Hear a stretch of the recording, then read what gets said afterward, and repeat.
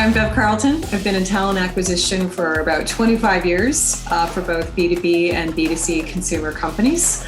As recently as Salesforce, where I managed technical talent acquisition and technology communications.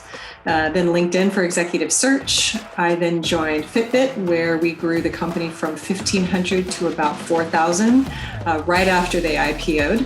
And then Pinterest was my next global talent acquisition play. And there we grew from approximately 2,000 to approximately 6,000 employees worldwide, and also opened 10 countries while I was there in 3 different continents. Understanding the data and the sources of what's available to me is the first place that I would start with any approach. I think that in typical or standard planning processes, there's this misunderstanding that recruiting has all of the back-end information that we need in order to develop our strategy and our plan. And they'll ask recruiting at the beginning of the process to develop a headcount plan. It's my premise and my experience that we should go at the very tail end of the process, because there are mounds of data that we need to comb through or create. And it's an extraordinarily manual process in order to come back with any plan that's going to make any sense in order to scale a team. So for me, it's all about what is it that you want to do as a company? Why do we want to do it? How quickly do we want to do it? What resources are available to me? And then I have to dive into the data to come back with a plan. So understanding the data sources is the foundation of any plan that I can put back for finance. And those data sources include what I would say is a degree of difficulty, but that data source is time to hire. How long by function does it typically take if you take a in the middle of the road level for a role? How long does that typically take the organization to hire? What is a standard source of hire? Where are they getting it? Because then I can calculate the costs and the resources that are needed. What is the brand of the company? What is the sentiment out there? How hard is this going to be? What are the org structures? How are candidates going to be receiving who they're reporting to? How large is the organization? How much movement happens in there? What's the compensation philosophy? Because that will also determine how quickly we can hire. And also, as I'm looking at the different organizational owners inside, how well do they understand their headcount planning and process? Are they fairly well educated in how to get the headcount that they need, the time that it's going to hit on the execution and the plan? How well can I partner with them, and what insights can they give me about how to accelerate when it comes time to do that? There's one other piece that is significant that has caused hiccups more often than not, is that attrition data, how quickly an organization is losing its employees, is like the number one impact to a headcount plan, but no one talks about it. So I typically end up spending quite a bit of time with anyone in HR who might have a spreadsheet or any HRIT/IS data, who can help me by organization start to predict or understand how many seats am I going to have to backfill on top of an incremental plan. So it's a pretty complex process. I think heads of TA don't have the time that they need. I'm not sure finance understands just how deep you have to go into the data to be able to present a working model. Attrition data, understanding your attrition data is one of the most important things that you have to figure out as a head of talent acquisition. And I think what you see typically is a headcount plan will be delivered by finance in a particular organization, but rarely are the historical data pieces of the attrition baked into that. It's just an incremental forecast plan. That plan is given to recruiting to figure out how many recruiters effectively they need to source to the headcount plan. But because it's not typically broken down by organization and it's peanut buttered across the plan, it's very difficult to predict or to resource in where you need to prioritize your recruiters to be able to focus. And so backfills are traditionally longer time to hire than incremental hires because you don't have pipelines for them. And the backfills by level, by role, and by organization are going to completely mess up your hiring plan, as it's happened to every head of TA that I've ever worked with.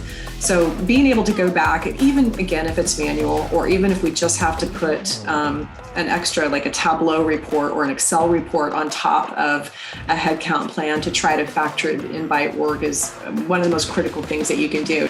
So before I feel completely ready to build a headcount plan or work on a strategy for the CEO or CFO, whomever is delivering the headcount plans for the year, I like to sign off on a couple of things. One is I like to understand what access level I have to the data that's required to build my plan.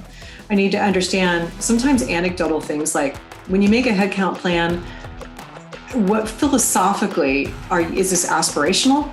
Is the business going to be dependent upon it? And are you going to be supporting the recruiting team? Is it fungible?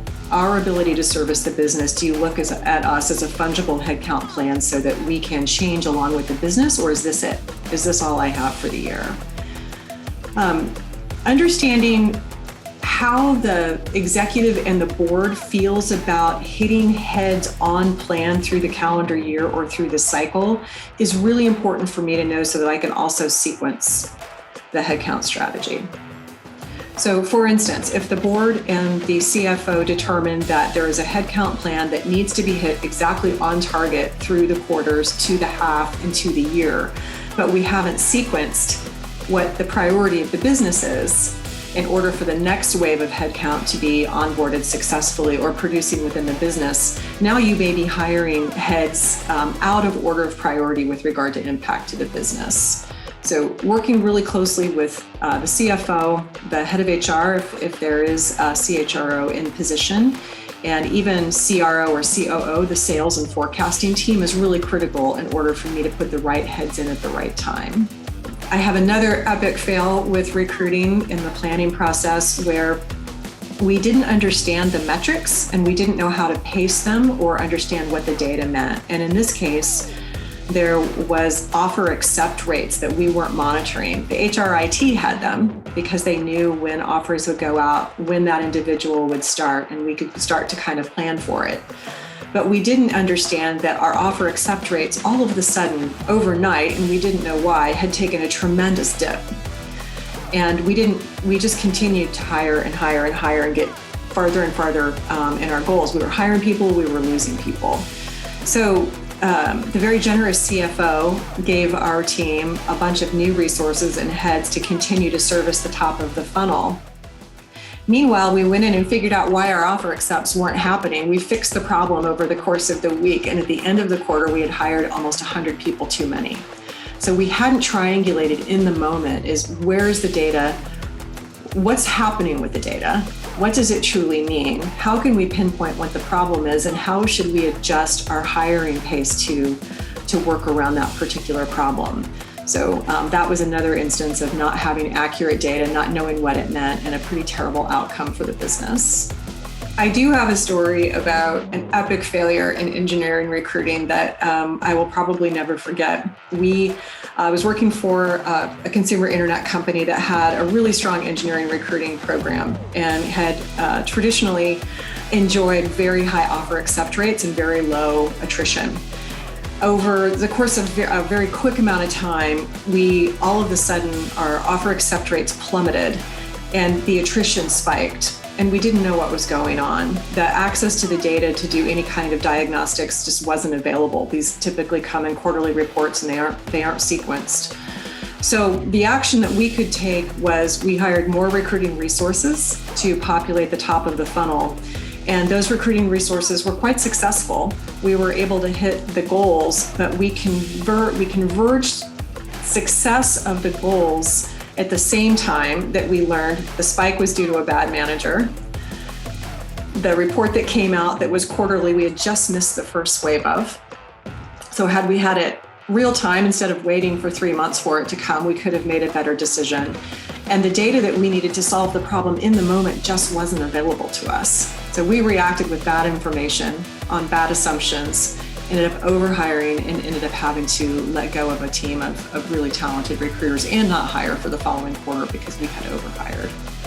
So there is another area that we don't talk about very often in headcount planning or head of talent roles in building your strategic process, is we often aren't in the room when we understand what could be happening inside the business or what related events will toggle needs or shifts in headcount planning. And that might be you've landed a really important customer. You may have secured another round of funding and you're doing pre-planning to add headcount and open up geographies. It might be that you have an acquisition target and it's not been explained or delivered to your head of recruiting within the headcount plan that's going to, take on a big portion of your headcount planning. Understanding the rhythm of the business, understanding what could be happening that's going to impact your hiring process and your headcount goal is just absolutely paramount. Yet I think in finance or even in CHROs, they forget to bring the person who owns the headcount and delivers on the headcount into the room to be able to pace and make adoptions or changes on your team when those levers shift within the business. So I think it's important to understand, based on the executive that you're talking to, what they are ultimately trying to solve for, because they're solving for very different things. Your head of finance wants to be able to forecast hiring against your revenue rates because they answer to the board. So the headcount for them and where those seats land is really important for them to be able to calculate. Sales and business development, they just want to hire quickly so they can get salespeople out into the field to start again selling against their revenue targets. Your CIO has very different needs. They want to be able to understand where the heads land so that they can build out their own onboarding tools, equipment, technologies, geographies, infrastructure when they have to open. So they have a very different lens. Your CHRO, who may or may not oversee recruiting, is probably not looking at recruiting as a cost center in this yet. They will be shortly, but they're looking at tools, payroll, benefits, budgeting. They're looking at infrastructure costs. They're looking at HRBPs that they have to hire, employee success, maybe performance and vendors and tools.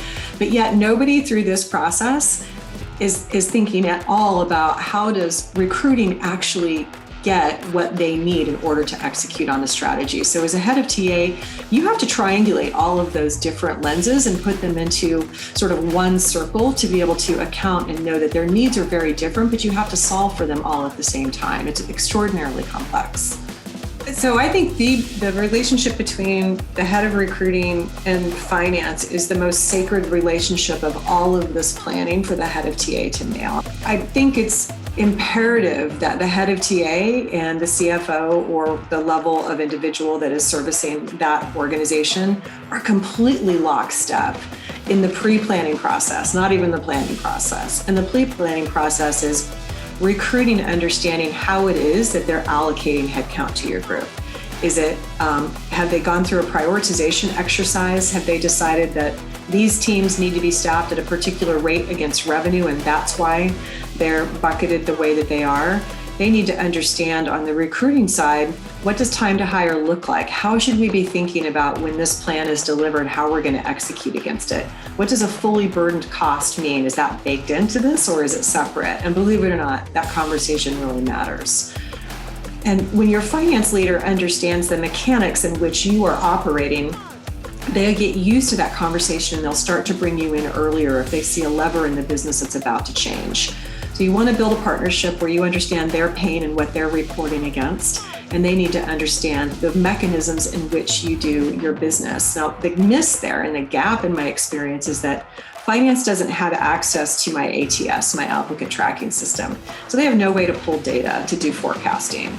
They typically don't have access to the HRIT, so they don't know what attrition rates look like, or from the time you extend an offer until the time they start, what that looks like, or what the attrition data looks like.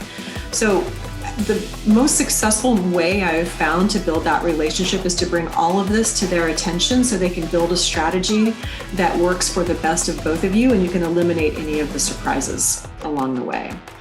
Regardless of the size and the stage of the company, how you build your headcount plan and even the requisition plan is absolutely critical. I think you'll see in smaller companies where a hiring manager and a recruiter may sit close together or have a relationship. They will have a position they want to open. They'll tell the recruiter about it verbally or in an email, and the recruiter will start recruiting on it, which is expensive. In the end, by the time they go to offer, there may not be any place within the system for that place to start, for that person to start, because there hasn't been an actual requisition that's been signed off on yet. So I counsel earlier stage companies as well as some of our larger portfolio companies that in the very beginning, even if you don't have an HRIS yet, you need to start tracking each individual headcount with a number.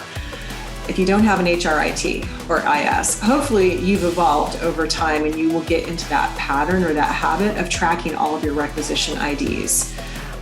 It's difficult to report on your progress of hiring if you don't know what the origination of that requisition is or where it sits. So that's the center hub for me in which all data comes for time to hire, source of hire, quality of hire, or any metric that you might be tracking. So critical that you assign it either on a Google Doc or in an HRIT so that you can map that requisition when it comes out. It's extraordinarily manual even when you do have an HRIT because it doesn't tend to flow over to all of the ATSs. Or when it does, it's a very manual thing for your talent ops or your head of recruiting to be matching within the system. So you learn very quickly that you have to make a portion of your day just solely dedicated to going into a Google Doc or an Excel doc or an HRIT, looking at the requisitions that are open, mapping them to your ATS, and then telling your recruiter you can go ahead and work on it. Where I see the biggest failures in operationalizing talent at scale is not having the right data in different systems to do any kind of predictive analysis or capability about how your plan is going to go. Source of hire, time to hire, attrition data, all of that sits within, maybe it's Excel, maybe it's Google Docs, maybe it's your HRIT, maybe it's your ATS. And what I've found is that I've had to appeal for additional headcount at one company, up to 5 additional talent operations people, just to mash the Google Docs, the Excel docs, the HRIT, and the ATS docs together to give us some predictive capability about what that data means to us. I wish I had learned this earlier in my career, that you should, as a talent leader, probably spend 90% of your time in the very beginning just figuring this out before you go and do anything else. Because you're executing against the unknown until you figure out what that data actually looks like. My hope in the future for other heads of talent is that our technology will evolve inside of these systems or outside of these systems that will bring this all together in a cohesive way, but it seems like we're just not there yet. I think it's almost impossible for us to live up to the valuation that we've promised our shareholders if we don't know how we're executing against a strategy. And the strategy is all about the data that you have. So you have a run rate of employees that costs a lot of money to put into a seat. If you get the wrong employees, there's a whole other set of problems, but you don't have a lot of data around the quality of those employees. When you don't hit your headcount targets, what you've promised to the board and what the board has promised to your shareholders is all completely disrupted. If you don't have the, let's say, engineers and designers that you need to execute on a product that you've already pre-sold to your customers, you're not going to meet your valuation. If you have an inability to hire because of internal problems with attrition or performance or bad data going into your planning process, all of these amazing plans are all for nothing. And I'm just so amazed that with all of the tools and tech that has evolved over the last several years, even up through COVID, where we really thought we were drilling down on very systemic issues within our function, we still haven't solved the problem. And the risk factor to me that the very fact that it hasn't been escalated all the way, that this isn't a drum or a flag that your CEO is carrying is somewhat remarkable if you think about it. Because the mechanics of this operation are everything to the success of the company, yet we haven't figured out a way to solve for all of these gaps. Most companies think that finance owns this, but I think this is incorrect. Finance owns the numbers, but in my opinion, finance cares about the budget. HR and recruiting care about the strategy and have to ensure a successful delivery. So ownership of the headcount planning and execution, I think, is fundamentally flawed. In most companies, I think that it is viewed that finance owns the process, all of headcount process, plus the monies and the budget behind it. In my experience, and I think what is true in most HR organizations and talent acquisition organizations, is that finance definitely owns the budget. They've set it, they're recording it. But it's up to the HR and the talent acquisition team to ensure a successful strategy against that. And I think that's where there's a disconnect. The finance owns it, but they don't know how it gets done. And therefore, they don't have access to all the variables and all of the data that's going to impact their plan long term. So at the end of it, you find these teams at odds with each other because they don't really understand how the sauce gets made. They just know that they want it executed perfectly, but the data doesn't exist in order for that to happen. I was reflecting on where I spent my time for 6 years, and it was cleaning up the gaps in these in these areas and hiring talent ops people and Tableau dashboard writers to try to figure out what was actual. So what would happen is they'd map the butts and seats up against the headcount plan, and that number was always off because it hadn't accounted yet for attrition, people who had maybe sent in a resignation and it was listed in the system as attrition, but the butt was still in seat. So you hired somebody over, so there was a pathway over, and so the numbers were off again. Someone could get terminated, but the hiring manager would forget to account for that in the system, so the person would disappear and you're down one when you thought you were up two. There was, all of this was like, it was, what's the word I'm looking for? It was like an autopsy on body counts in a system every day, trying to figure out what happened and never feeling successful because you in finance are never, you never see it completely 100% on in any meeting where finance is trying to understand the run rate. There's so many variables that sit in so many different data sets and systems that there's almost no way to triangulate real time how you're performing against your plan. I think an additional, or maybe the most important issue that we have to solve for with headcount gaps, data, and reporting is that there is not a single source of truth that can tie together all of the pieces of information I need real time to work with finance to tell them how we're doing against our goal. And if you think about it, the org owners have maybe their organizational team set on a Google Doc somewhere. You have the HRIT that might house payroll inside of it. You have the ATS that's telling you which recs are open, how the pipelines are doing, and maybe some other interesting data. But that lack of visibility or real time to see between those 3 to 4 to 5 different systems means that every time the CEO or the head of finance wants to understand how you're performing against your headcount plan, you will never be able to give a 100% accurate come together and agreement on this. And it's probably the most frustrating thing that I hear from heads of finance, heads of talent acquisition leaders, and heads of HR is that when you go to reconcile how you're actually doing on a day-to-day basis or a quarterly basis, it's never accurate. And I think that's probably the biggest frustration that we have.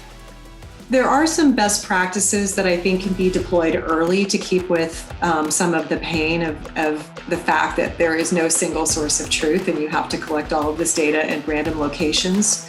And the first best practice that I would anchor on is making sure you have exposed the problem to the people who hold the data, expose the problem to the people who have the budget and the money. So regular meetings with finance, talent operations, HR, anyone else that is holding significant budget or headcounts in the plan to get some sort of assimilation or some signal about where you're heading, and frequent communication about where the data gaps are so that there aren't any surprises. And honestly, a lot of it is what we call duct tape and super glue. You're just getting as close as you can. There's almost no way that you're going to be 100% accurate, which is the sad truth of the world that we live in talent acquisition. The biggest question I ever get asked is, how do I build a capacity model?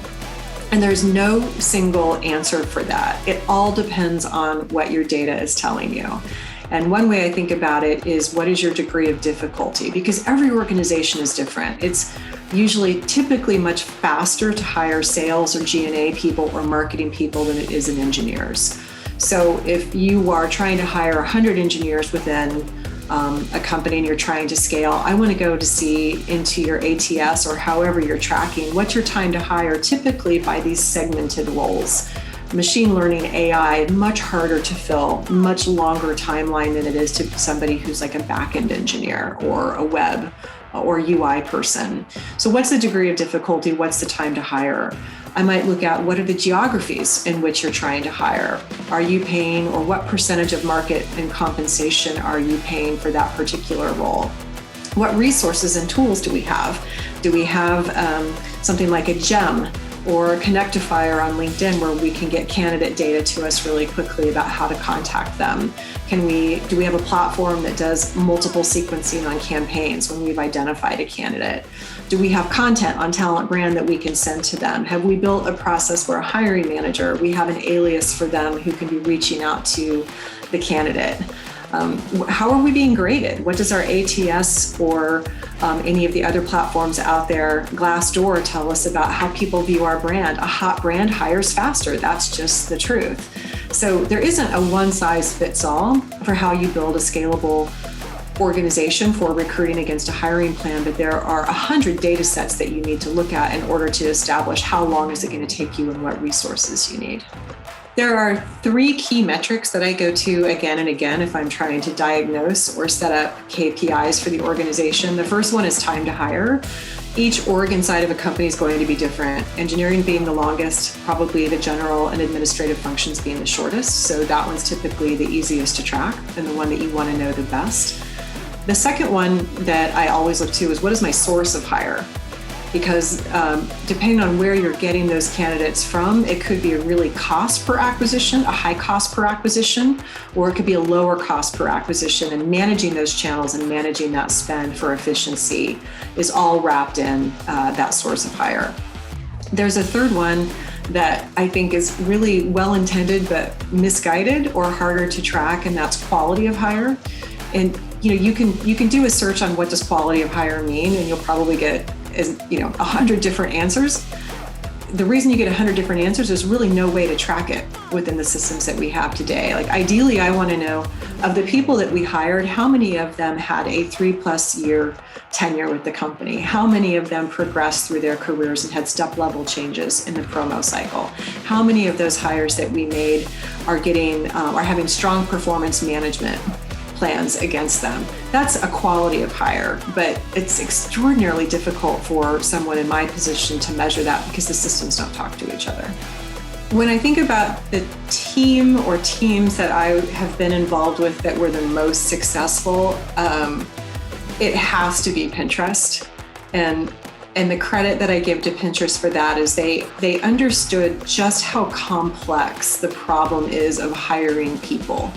They understood the brand. Their company was a brand that had a lot of affinity and a lot of appeal, but they were able to build a candidate brand or a talent brand on top of their consumer brand that really allowed for acceleration.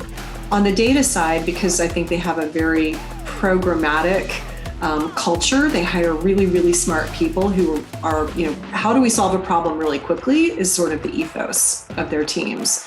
So they were quite aware that Workday and Greenhouse and Tableau weren't working together well. So we just threw bodies at the problem. We hired some incredibly talented people in talent operations who worked very closely with the finance teams and also with the HRIT teams. And they met a couple of times a week. They built gorgeous Tableau dashboards. These were really expensive people. So it was one of my top line items in my budget.